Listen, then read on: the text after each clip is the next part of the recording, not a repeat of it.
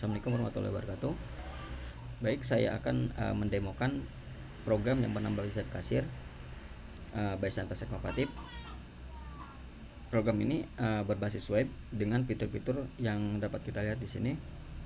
Di antaranya itu dapat diakses online atau berbasis web, ya, di multi device, jadi di tablet, di laptop, di handphone, semuanya bisa diakses.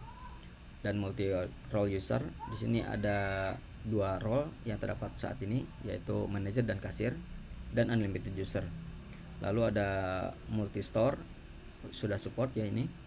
Jadi unlimited cabang, mau berapapun cabangnya bisa di manage di sini dalam satu program, yaitu Zap Kasir. Lalu ada Shift Kasir, ada fitur absence recognition dan di geolocation. Jadi program ini dengan menggunakan program ini tidak perlu lagi membutuhkan alat hardware berupa fingerprint atau apapun itu untuk kebutuhan absensi seperti itu, karena program ini sudah support untuk absent face recognition atau pengenalan wajah. Jadi misalkan kasir A dan kasir B, kasir A tidak akan bisa menggunakan wajah kasir B untuk absensi, dan itu harus di dalam jangkauan lokasi toko seperti itu, kalau misalkan, atau resto ya, seperti itu. Kalau ada shift kasir dan otomatis close ya, misalkan dia pindah hari, itu otomatis itu akan mengikuti hari selanjutnya seperti itu. Lalu ini ada manajemen data supplier dan import data. Jadi apapun itu data-data bisa diimport, tidak perlu satu persatu diinput ya, karena itu memang membosankan dan membuat proses lama seperti itu. Jadi produk master, lalu stok, data diskon, jadwal shift, itu semua bisa diimport data by data Excel atau file Excel seperti itu. Lalu data-data tersebut nanti apapun yang diinputkan oleh karyawan atau kasir itu bisa di ekspor menjadi file Excel seperti itu, seperti laporan absensi, penjualan, stok produk, dan lain sebagainya. Ini bisa by request data-data apa saja yang ingin ditarik seperti itu. Lalu UI-nya sudah responsif di berbagai device ya, seperti tadi multi device, dan integrasi payment gateway. Jadi bisa pembayaran apapun, misalkan ingin menggunakan virtual account atau bank transfer, itu sudah support di sini, dan lain sebagainya seperti itu. Baik, langsung saja saya akan demokan di sini. Pada tampilan video dapat kita lihat ada role manager seperti ini, tampilan daripada dashboard role manager. Dashboardnya, karena ini memang datanya masih kosong. Oke, lanjut saja, kita coba inputkan ya produk. Seperti yang tadi saya katakan, data produk bisa diinput menggunakan file Excel atau bisa ditambahkan satu persatu seperti ini. Ini bisa ditambahkan multiple juga, bisa langsung misalkan 5 produk sekaligus seperti itu, atau lebih memudahkan menggunakan file Excel seperti itu. Ini dipilih filenya. Nah, di sini sudah saya siapkan ya template-nya untuk diimport. Misalkan di sini saya akan mengimport data produk. Nah, jadi di sini saya gunakan validasi juga ya. Untuk import produk ini harus mengandung file name-nya product data. Jadi untuk menghindari miss atau kesalahan ketika import data gitu. Nah, di sini bisa di-download untuk template-nya. Lalu sini misalkan cabangnya, ini saya sudah tambahkan satu tadi cabang untuk secara defaultnya seperti itu. Lalu diimport. Oke, berhasil, hanya seperti itu. Misalkan ada banyak sekali produk master, misalkan itu tidak perlu satu persatu menginputkannya, tapi langsung saja diimport menggunakan file Excel seperti itu. Berikut data data harga jual dan data harga modal seperti itu. Bisa kita lihat format datanya itu seperti seperti ini.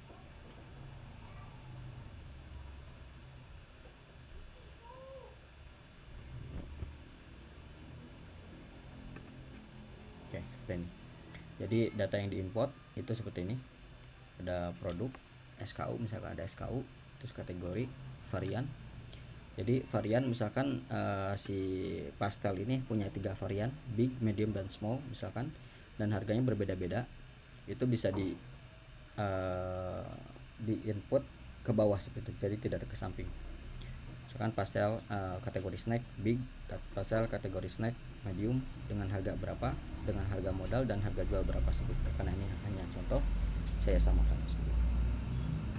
Lanjut, untuk selanjutnya setelah kita import data produk master, ini bisa diedit atau dihapus juga ya.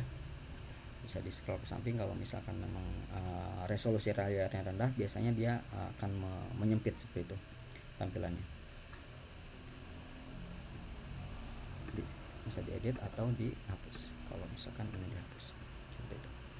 Lalu jika ingin menambahkan manual, misalkan tertinggal 1 atau 2 produk, bisa di sini. Bisa tambahkan 5 atau berapa, itu bisa di sini langsung ditambahkan manual tanpa file Excel seperti itu. Lalu selanjutnya kita akan import data stok produk. Setelah kita import tadi produk masternya, kita import juga data stoknya seperti itu. Misalkan ini store-nya rencangan untuk periode stoknya itu mulai misalkan dari 30 November sampai 31 Desember. Nah, sama seperti tadi, file name-nya harus mengandung produk data stok ini. Jadi kalau misalkan file name-nya itu atau nama filenya itu tidak mengandung nama ini, akan ditolak sistem, karena untuk menghindari kesalahan pengimportan data atau penginputan data ke sistem Zscaler seperti itu. Oke, langsung open. Seperti tadi juga saya ini sudah siapkan template-nya untuk di download, lalu di import, berhasil. Nah, ini bisa, kalau misalkan ada beberapa store, ini bisa di sort by store-nya segitu. Nah, ini bisa kita lihat stok-stoknya. Nah, seperti yang tadi saya sampaikan, di sini ada variannya pastel, varian big, kategori snack, harganya sekian, stoknya sekian seperti itu.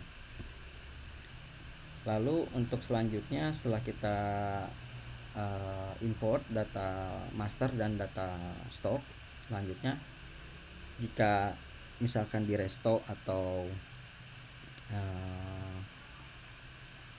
toko tersebut menyediakan layanan dine-in, bisa di generate mejanya, misalkan ada 10 meja totalnya. Misalkan jumlah format digit nomor mejanya adalah 3. Yang berhasil di generate meja nomor meja hanya seperti itu. Lalu selanjutnya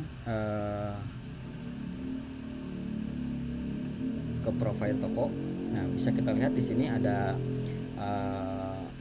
data profile toko. Secara default saya sudah tambahkan ini nama tokonya atau nama restonya adalah rencangan. Karena data tersebut yang default ini belum lengkap, kita lengkapi terlebih dahulu. Misalkan di sini belum ada logo, kita tambahkan logo misalkan.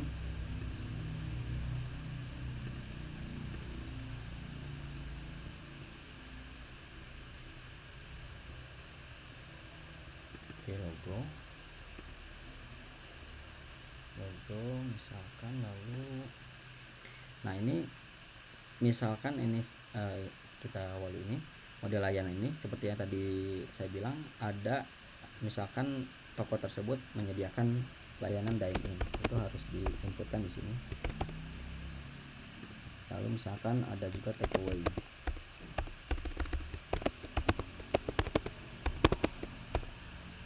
Dan dine-in misalkan. Dan ini bisa kita lihat latitude dan longitude toko dan radius valid untuk absensi karyawan.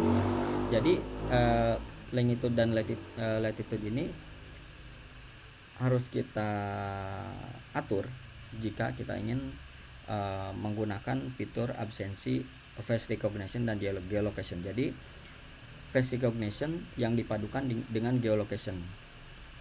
Ketika misalkan kasir itu absensi, itu harus menggunakan wajahnya yang bersangkutan pada shift tersebut dan harus dalam jangkauan toko.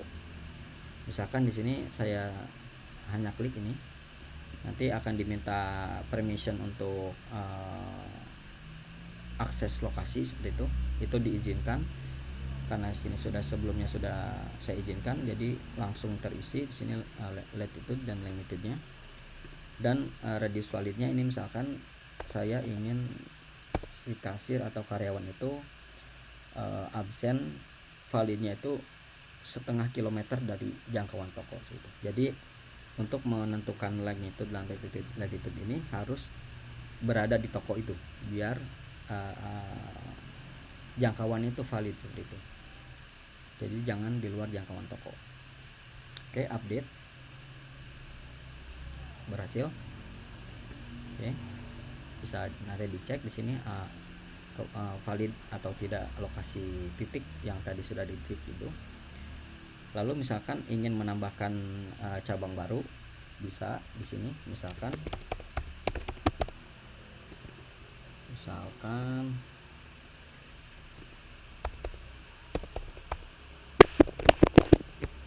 oke, misalkan sama saja itu tadi.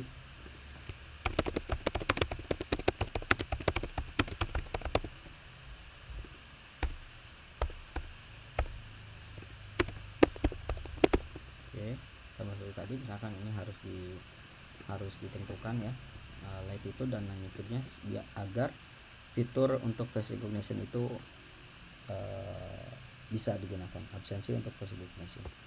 Misalkan ini saya atur kurang dari 0,5 kilometer sudah. Lalu model layanan sama seperti tadi, misalkan ada dine-in karena memang angkringan seperti itu, atau makan di tempat ya biasanya, atau take away. Selesai, tambahkan, berhasil. Lalu selanjutnya bisa kita tambahkan juga di sini pengguna atau kasir atau karyawan ya seperti itu. Karena memang role-nya itu hanya 2, bisa kita tambahkan di sini. Misalkan tambahkan user, ini misalkan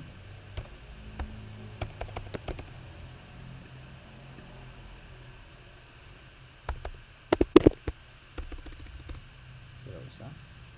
Kalau pengguna misalkan kasir, store-nya misalkan ini dan passwordnya.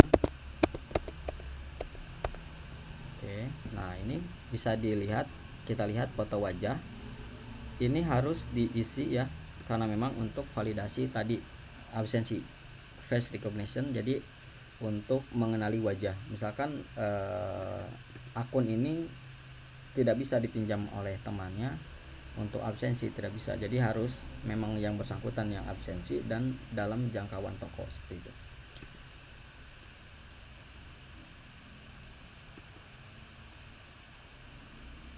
Oke, wajah terdeteksi dan berhasil mengambil foto user. Lalu simpan data pengguna. Nah, ini dari data tersebut akan digunakan untuk memverifikasi ketika user melakukan absensi seperti itu.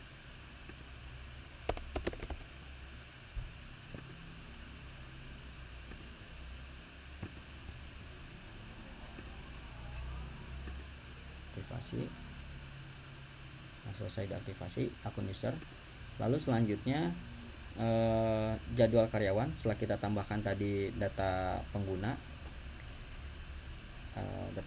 kita tambahkan, atau data kasir ya, kita tambahkan jadwal karyawan di sini untuk jadwal penjadwalan. Jadi misalkan si user tersebut ingin absen, dia tidak akan bisa masuk absen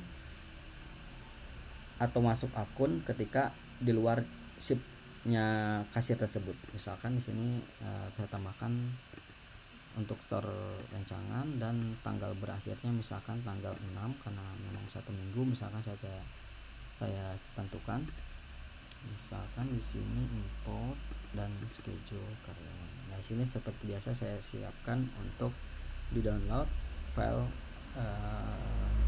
Excel untuk diimport, karena memang kalau misalkan satu-satu itu akan merepotkan ya, karena memang banyak. Misalkan dalam satu store itu ada 3 atau 2 atau 3 orang misalkan, itu akan sangat merepotkan jika diimport satu persatu. Import berhasil, bisa dilihat. Nah, misalkan ini ada beberapa user, karena ini baru satu user. Misalkan mulai shiftnya jam berapa, akhir shiftnya jam berapa. Jadi user ketika memulai bekerja misalkan, itu jika di luar jam tersebut tidak akan bisa login ke akunnya seperti itu. Lalu sini ada data supplier. Untuk manajemen data supplier ini bisa ditambahkan ya barangnya, lalu tambah data suppliernya dan barangnya, sama seperti fitur lainnya, sama bisa tambah dan manage. Lalu misalkan saya skip supplier ini karena memang sama seperti tadi. Lalu di sini ada, kita lihat metode pembayaran ini harus ditambahkan karena untuk nanti ketika kasir tersebut check out barang atau membuat pesanan seperti itu, ini akan ditampilkan metode pembayarannya seperti itu. Misalkan ini rancangan, saya pilih cash, lalu submit, berhasil. Dan misalkan saya jangan juga payment gateway, saya akan demokan juga, submit seperti itu.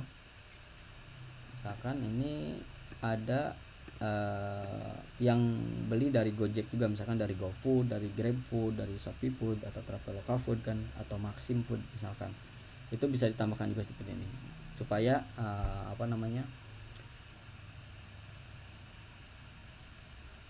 pemasukan itu bisa terlihat gitu, dari GrabFood berapa, dari Gojek berapa, dari cash berapa, dari payment gateway berapa, seperti itu.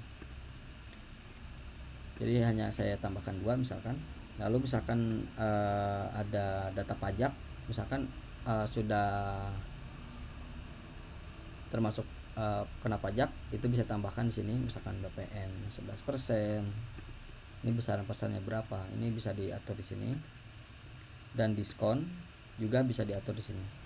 Nah, misalkan diskon juga bisa diatur di sini, sama seperti tadi di import stok, itu bisa diatur cabangnya di mana, tanggal mulai berapa, periode berakhir kapan, dan import data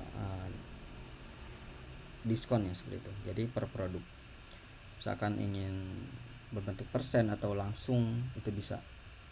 Ini bisa seperti biasa di download, karena saya tidak akan menambahkan data diskon.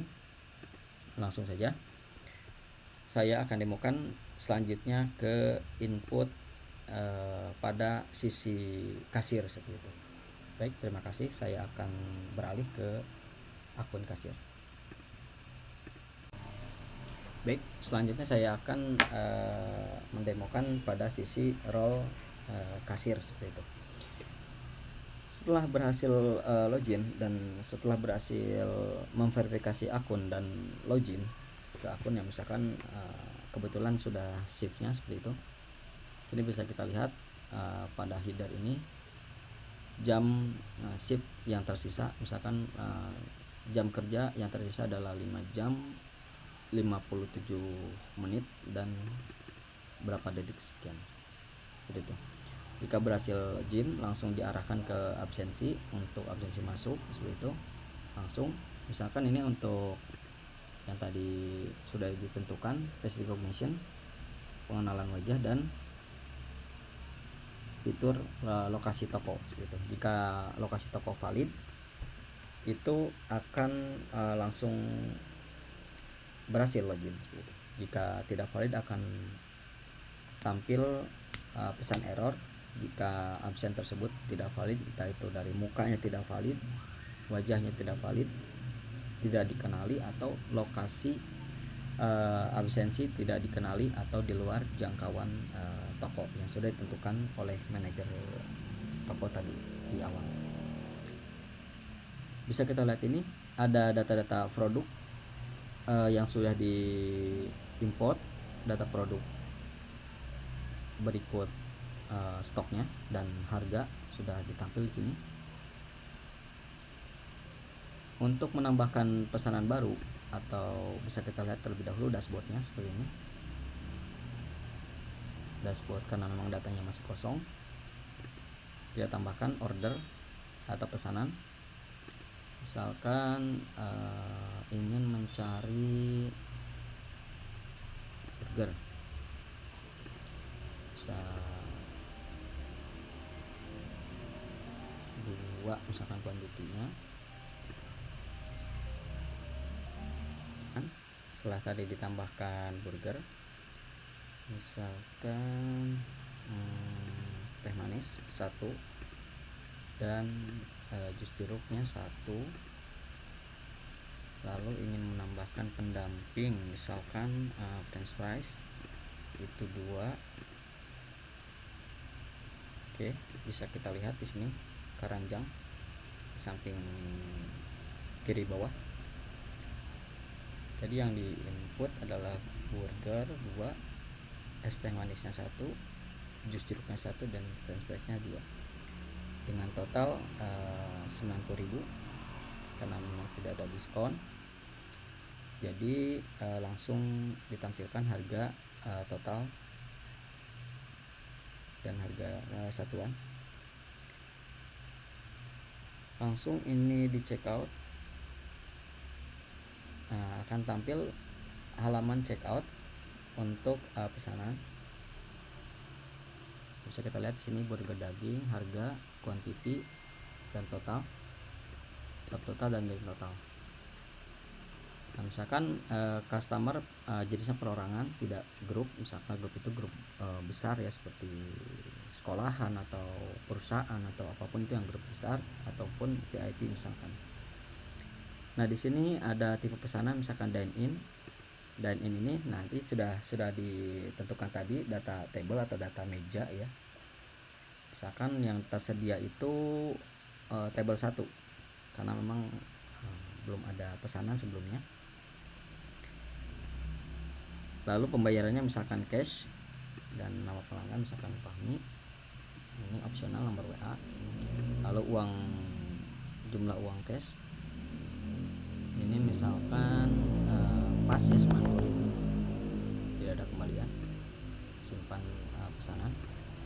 Selanjutnya sudah tampil ke halaman detail pesanan, nomor pesanan, ID pesanan seperti ini formatnya, lalu dine in kategorinya, dan table 1. Misalkan ini bisa langsung cetak nota, atau nanti ketika pada halaman ini langsung tercetak, atau bisa cetak manual, cetak nota atau invoice yang bisa kita lihat.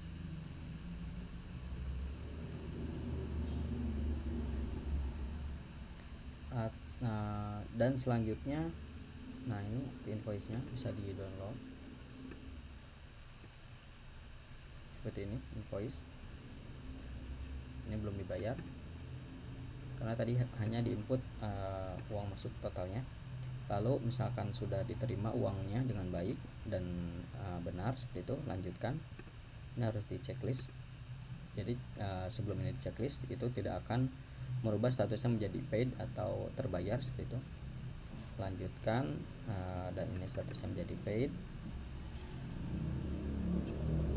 Baik, selanjutnya jika ingin menambahkan pesanan baru, misalkan agar supaya datanya di dashboard ini terlihat banyak, misalkan ingin menambahkan pesanan baru, di sini saya akan tambahkan baksonya 4, lalu minumannya itu teh manisnya 4.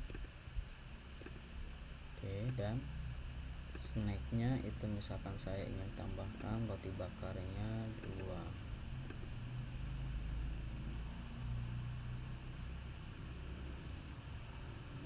lumpia misalkan 1. Nah selesai misalkan. Nah ini bisa kita lihat keranjang belanjanya, ada quantity bisa diubah, harga dan totalnya nanti akan berubah juga. Misalkan ini langsung check out.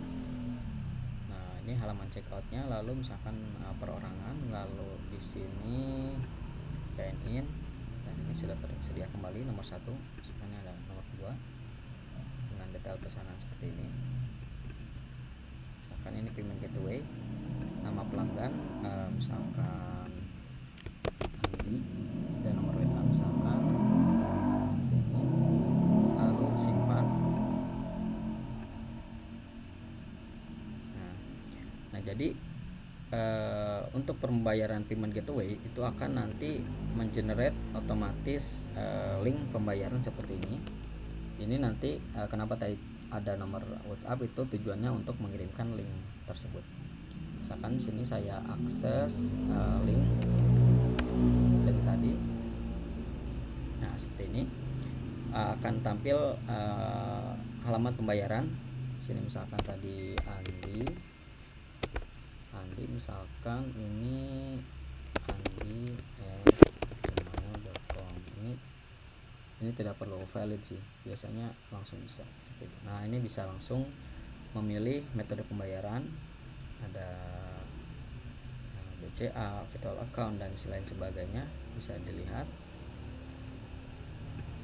Bank transfer, ada QRIS. Nah bisa dilihat misalkan QRIS. Nah seperti ini akan tampil. Nah ketika selesai itu akan otomatis pembayaran tersebut diverifikasi seperti itu. Oke, karena ini hanya contoh, saya akan verifikasi manual. Oke, langsung bisa dicetak nota atau invoice-nya bisa dikirim, entah itu melalui WhatsApp atau bisa cetak notanya langsung di print di printer kasir. Selanjutnya bisa kita lihat sini meja juga sudah terisi, misalkan nomor 2 sudah terhidang, dan misalkan sudah ya tandai sebagai kosong. Misalkan ini sudah selesai